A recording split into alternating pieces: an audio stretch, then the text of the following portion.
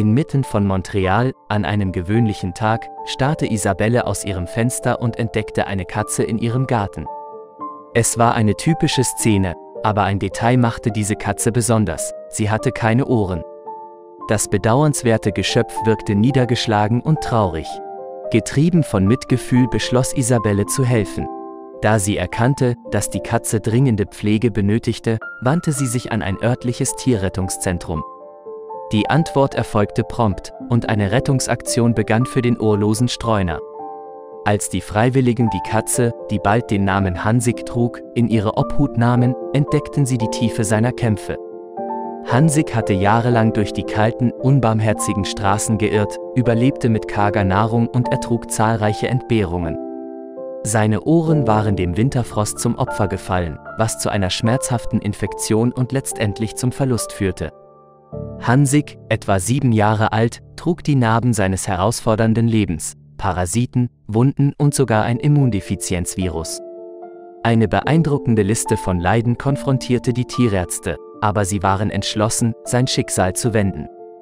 Sie brachten Hansik in das Krankenhaus des Tierheims, wo er über 3 Monate hinweg ein umfassendes Rehabilitationsprogramm durchlief.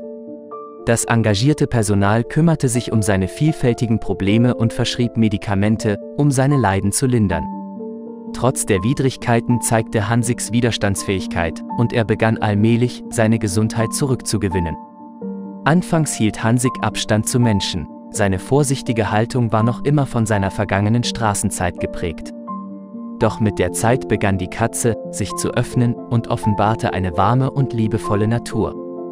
Freiwillige, die zuerst mit Vorsicht begrüßt wurden, fanden sich bald als Empfänger von Hansiks sanftem Schnurren und dankbaren Stupsern.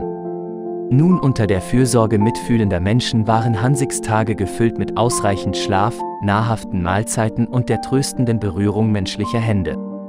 Es war ein deutlicher Kontrast zur Einsamkeit, die er jahrelang erduldet hatte.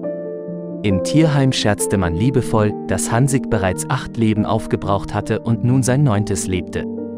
Mit der Verbesserung von Hansiks Gesundheit wuchsen die Hoffnungen, dass er bald ein dauerhaftes Zuhause finden würde. Eines, das mit Wärme und Liebe erfüllt war. Die einst mittellose Katze hatte genug gelitten, und es war an der Zeit für ihn, ein neues Kapitel zu beginnen.